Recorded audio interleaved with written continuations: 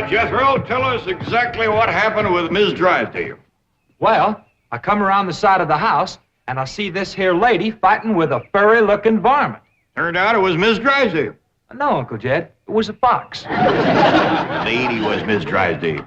Oh, yeah. So I grabs up the shotgun, and I says, step aside, lady, and I'll shoot it. Well, instead of that, she whipped around and throwed that thing in the air. Well, I shot it on the fly, with both barrels. Blew my wife's fox fur to shreds. No wonder she fainted dead away. I caught her just in time. The chauffeur had to help me get her into the car. She was out like a light. She was stewed to the gills. You said it took 2 men to get her back in the car. You know, Jethro, could be that there fox was Miss Drysdale's pet. Why in tarnation would she want a sneaky old fox for a pet? 'Cause them kind of people are liable to do anything. What kind of people? Ask your pa. Well, I reckon I can't protect you from the ugly side of life forever. You see, Miss Drysdale is what city folks calls what was her husband called it, Granny? Hypochondriac. Yeah, that means she drinks a little. Little. Her own husband said her bedroom was full of bottles.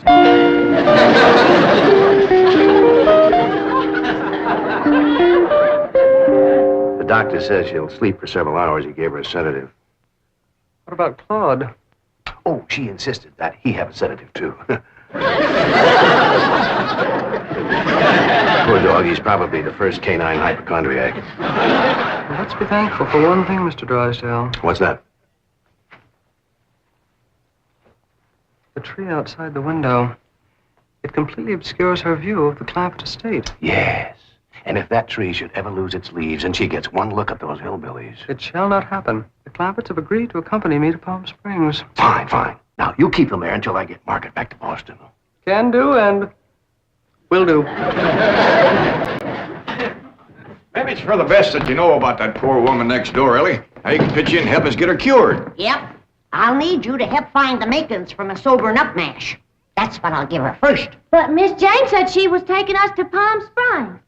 Folks don't run off and leave the neighbors when he's in trouble. What are you going to need for your sobering up mash, Granny? Well, most of the stuff I got. But it takes pecan root, wretchweed, sourdough, skunk oil, chimney soot, spider webs, horse mint, snake wort, pepper leaves, chicken gizzards, stump water, coal oil, slippery elm ooze, and turpentine, and a few more things that's secret. Oh, and the biggest toad you can find. Granny, you use a live toad? That's just for testing. I give it a swaller to see how far it jumps. Last time Granny used a sobering up mash, set a new record. Clean over the top of Alverny Bradshaw's clothesline. That's tall jumping for a toad. Oh, this wasn't no toad. This was Alverny's husband, Homer. It was him Granny was sobering up. Well, Ellie, if you're going out in the brush hunting stuff for Granny, you'd best put on some old clothes. Okay, Pop. Well, let's get it going.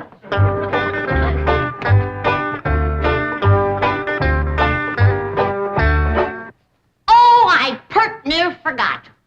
I have to have some goat's milk. After Mrs. Drysdale takes my sobering up mash, she has to have fresh goat's milk every half hour to stop the burning. Well, I reckon Jethro can borrow some. Well-to-do neighborhood like this, folks is bound to keep goats. Everybody except us. We ain't even got a cow. Nor pigs neither. Nor chickens. We ain't even got nothing to pull a plow. You're supposed to be so dad-blame rich. I'll bet we're the only family in Beverly Hills that ain't got a mule. I reckon it is high time I was stocking this place. Even Mr. Drysdale's been after me to buy some cattle. Well, good for him. Yeah, just the other day he says to me, Mr. Clampett, you got $25 million in cash. You ought to put some of that money into stock. Well,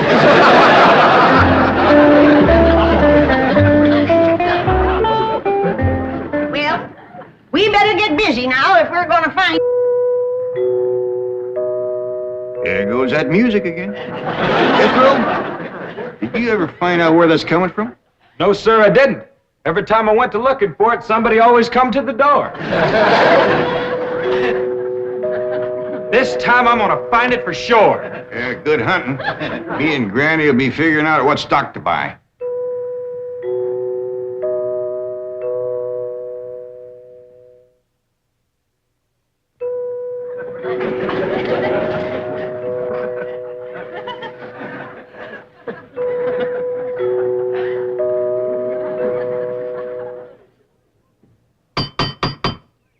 Doggone it, never failed. Howdy, Miss Hathaway. Oh, please stop calling me Miss Hathaway. Now, if I can call you by your first name, Jethro, surely you can do the same for me. But, Please? well, howdy, Miss Jethro. How about calling me Jane? I like that better. Well, are we all set to leave for Palm Springs? No, ma'am. Uncle Jed and me's going to town and buy some stock. Stock? Yes, ma'am. Mr. Drysdale, he told Uncle Jed he had ought to put some of his money into stock. He dictated a memo on that. But you needn't waste time driving into town. You can order your stock by telephone. Now, here are Mr. Drysdale's recommendations. He doesn't want your Uncle Jed to get a bum steer. Oh, Uncle Jed, he wouldn't buy no bum steer. He should be cautious in a bull market. You gotta be careful with cows, too. Jethro, you have the most delightfully bucolic sense of humor. Now then, would you like to ride to Palm Springs with me, or would you prefer to drive and meet me there? Jethro, Oh, yes, ma'am. would you like to drive your own car? Oh, yes, ma'am. I like to drive. Very well. I have typed out explicit directions. I've even drawn a map showing the exact location of the hotel.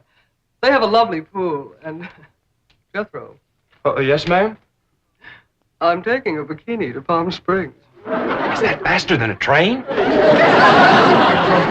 Jethro, you dear naive boy. You shall see when we go swimming. You Tarzan. Me Jane. No, ma'am. I'm Jethro Bodine. And I almost hate to see you change. I ain't gonna change. Oh, yes, you will. Under my tutelage, you will become an educated man of letters. Someday I shall introduce you as Jethro Bodine. B.A., M.A., Ph.D.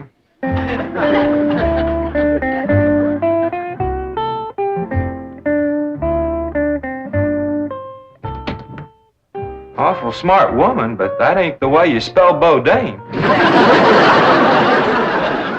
All I know is this is the kind of stock Mr. Drysdale thinks is good.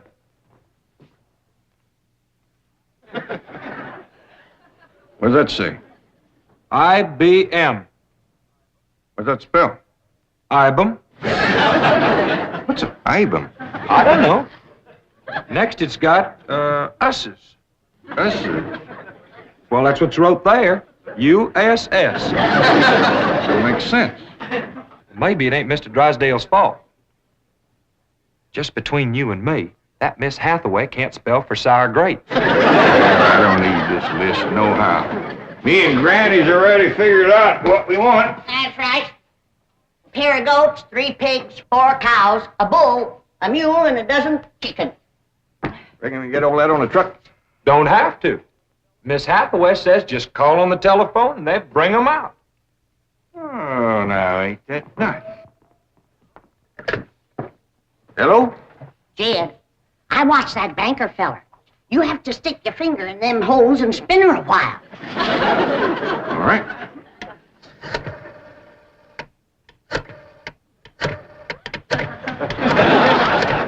Reckon I ought to do it? Operator, Oh, howdy, ma'am. This here is Jed Clampett. I'd like to buy some stock. what number do you wish? Number? Oh, a couple of goats, 3 pigs, 4 cows, a bull, a mule, and a dozen chickens. I'll give you information. Well, thank you, ma'am. I appreciate all the information you can give me. It's the first time I ever bought stock on the telephone. Perhaps I'd better connect you with a supervisor. 2 heads is better than 1. Supervisor speaking. May I help you? Well, thank you, ma'am. This here is Jed Clampett. I'd like to buy some stock. Do you know the number you wish to reach? Well, that's more or less up to the animals. But the number I want to start with is a couple of goats, 3 pigs, 4 cows, a bull, a mule, and a dozen chickens.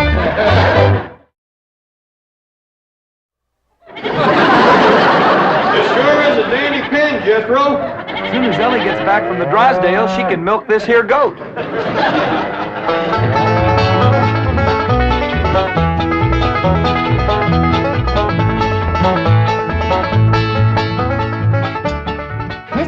Drysdale sure has got a nice house, ain't he, Granny?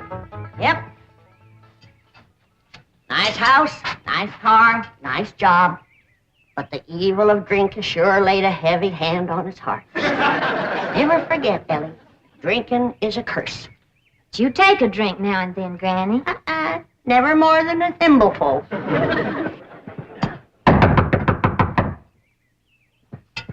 Oh, Ellie, you might have to hold Mrs. Drysdale while I spoon my sobering up mash down her.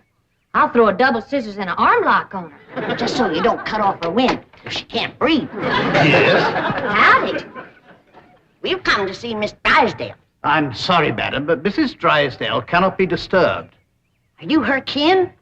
I'm a butler. Oh, that must have been her maiden name. You were taking care of her, are you? I am a butler, madam. Well, I'm glad to see that her family ain't ashamed to help her. Whom shall I say called? Well, this here's Granny, and I'm Ellie Mae. Paul and Jethro would have come too, but they're busy with the cattle. Very good. Hold on now. We've come to see Miss Drysdale. Mrs. Drysdale is indisposed, madam. She is not receiving. Oh, still sleeping it off, huh? Well, when she comes to, you just spoon half of this down her and then stand back. Yeah, she'll commence to doing some tall jumping. Don't bite you. We'll be back later with the goat's milk. Want me to stay and help you do for Miss Drysdale? We are managing, thank you. Are you doing the washing and the cleaning and the cooking for her? Certainly not. Oh, just letting it pile up on her, huh? I am a butler. Oh. Want me to haul him out of there and wrestle him down? Kin folks have certain rights. Family comes first. He sure is proud of that family name, ain't he? Yeah. To hear him talk, the butlers don't get wet when it rains. Did you say something, dear? Well, speak up, dear. Can I get you something? Come in. I beg your pardon, sir. The butler said some people from a ranch brought this for Madame. From a ranch? Well, he said they mentioned cattle. They call themselves Granny and Ellie Mae. The Clampetts. They haven't gone to Palm Springs. Jethro, get him in through that gate. That's the way. Suey! Pig! Ah! Get in there. Get in there, pig! Get in, pig! Come on! Get pig! That's the way. Suey! No, surely not. Marie, tell me I'm hearing things. You're hearing things, sir. Cows, chickens, pigs, goats. Never mind.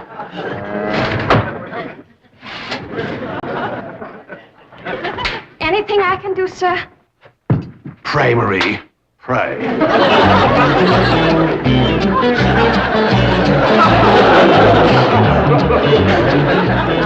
Hold your horses, I'm a-coming. Oh, howdy, Mr. Drysdale. Did your wife take Ellie Mae? Where's your father? He's tending the cattle. He brought cattle into this beautiful estate? No, he called on the telephone, and some men brought him in a truck. Yes, sir. I'm just fixing to go milk the goat. Come on out to stock pen. Stock pen.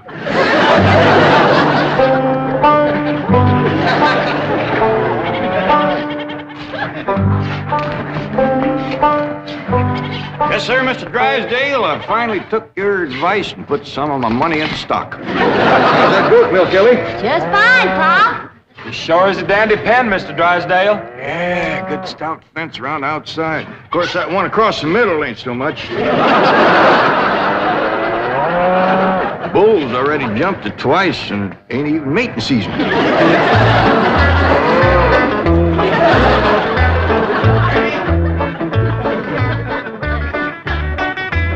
Got ourselves some mighty fine-looking stock. Of course, they need a little fattening up. Mr. Drysdale happy to see him? Granny, he was so happy he couldn't talk. He just kind of hung on a fence and made little gurgling noises in his throat. Well, that poor man has some joy coming to him. I'm glad to be able to help him to forget his trouble for a spell. Here's the goat's milk, Granny. Oh, good, Ellie. Now, you run that right over to Mr. Drysdale. That's sobering up mash. Smart's considerable unless you follow it up with fresh goat's milk. Ellie, Mr. Drysdale ever find his tongue? Yeah, Pa. Whilst I was milking the goat, I heard him kind of mumbling, like he was giving thanks. He says, "Oh, what have I done to deserve this?" Lord love him. Ain't that pitiful? Hurry, child, now hurry. You know, Granny, it gives a person a mighty good feeling to help a neighbor. You betcha. And he needs us, because his wife's kin ain't no help. Who's that? That high and mighty Mr. Butler. That's who came to the door when Ellie and me took the mash over. Wouldn't let us see Miss Drysdale. Now, you can't hardly blame him for not wanting folks to see it. Uncle Jed, the bull jumped that little fence again, so I tied him back over on his side. Where's Mr. Drysdale? I asked him to come in for some coffee. It was the funniest thing what happened to him. You know how he was hanging on the fence of the stock pen? Kind of gurgling and mumbling, happy like? Yeah. Well, all of a sudden, he points up towards his house and says, "My wife, that's her window." Then he goes tearing off into the bushes like a bear was after him. She took some mash and he seen her jumping. Like Ellie's gonna get there with the goat's milk just in time. Oh, Sonny, Sonny, your mumsy just had the most ghastly dream. I was going to see our new neighbors, the Clampetts, and suddenly this dreadful giant appeared with a huge gun and shot my beautiful fox fur. Isn't that the most dreadful... Claude, what are you eating? Oh, did Ravenswood bring my darling boy some nice fishy scraps? Claude. Claude! Marie, come and get Claude. What's the matter, dear? Claude, he's having a seizure or something. Is something wrong? Yes, Marie, open the window. Yes, let's have some fresh air. No. You take Claude to the doctor. I'll get the window.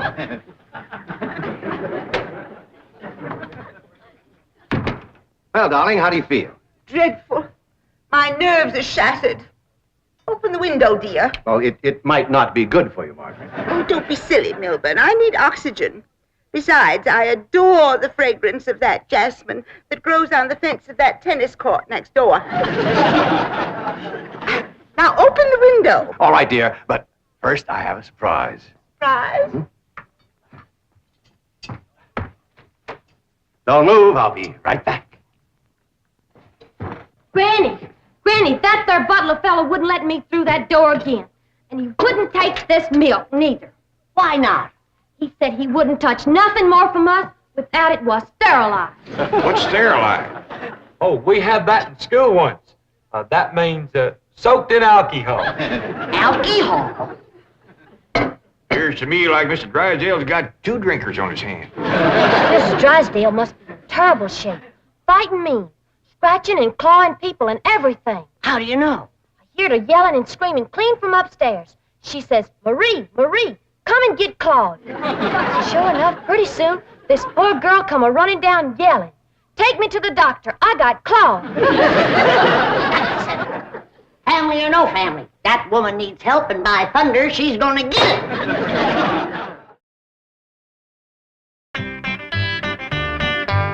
Surprise! Surprise! Milburn, have you taken leave of your senses? You know I'm much too nervous to watch television. But, darling, the doctors in Boston said your nerves were just fine. Those Boston doctors. They had the audacity to tell me that I was perfectly healthy. I said, I'm not paying you all that money to tell me I'm healthy. Milburn, I do not want to watch television. Well, you don't have to watch it, dear. Just listen. There's an exciting Western on. Weston, Milburn, shut that off and open the window. I will. Oh, there we are.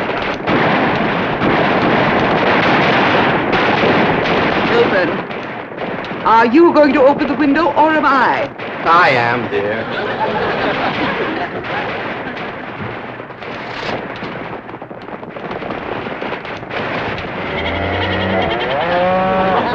There, you see, the cattlemen and the sheepmen are fighting now. Well, if you won't turn it off, I will. Oh, dear, I do admit that's a very old plot, but I'm sure we can get something better.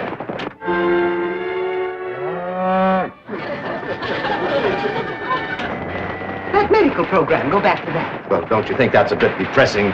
I want the medical program. All right.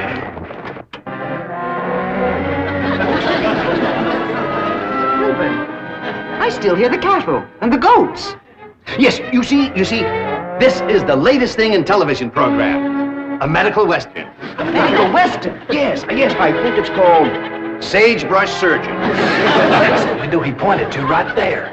I've got to get some fresh goat's milk up to that woman some way. I could shinny up the tree and climb right in that window. Oh, Jethro, it ain't fitting for a man to be in a woman's bedroom. How about me? No, Ellie.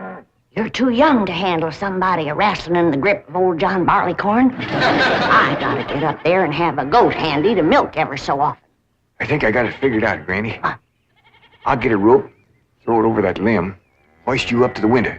Jethro, you get that Mr. Butler away from the front door. And then, Ellie, you take the nanny goat, lead it upstairs to her room for Granny. All right, Paul.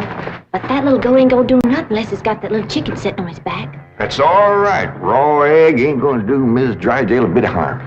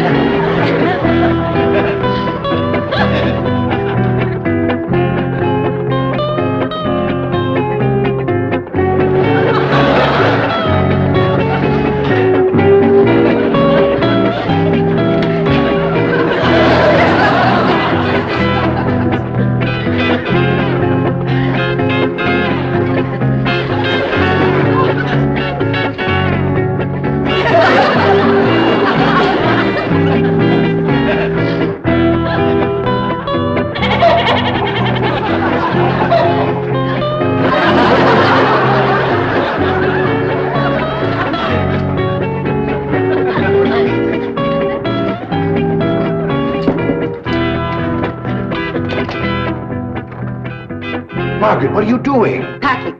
I'm leaving immediately. Oh, don't leave me. I love you. I love you too, Milburn. Why don't you come to Boston with me? You haven't seen Sonny for a long time. I don't understand. Why have you suddenly decided to go back to Boston? To see those doctors. Let them dare to tell me now I don't have a nervous condition. I'm even having hallucinations. It's wonderful. Hallucinations? I just saw a witch fly by that window, and there's a goat in the bathtub with a chicken riding on its back. Oh, you couldn't see them, dear. Only someone with my shattered nervous system. There goes the witch again. Oh, Milburn, I'm the happiest woman in the world. It's marvelous. Wait until those doctors hear this. Can't get in the attic and she won't open the window. Ice me up again. Here, Milburn. Let's have a vitamin toast to my coming triumph.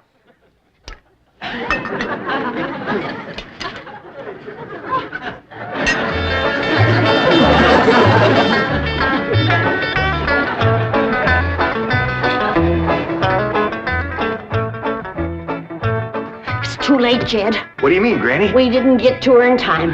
Now she's got her husband on the stuff.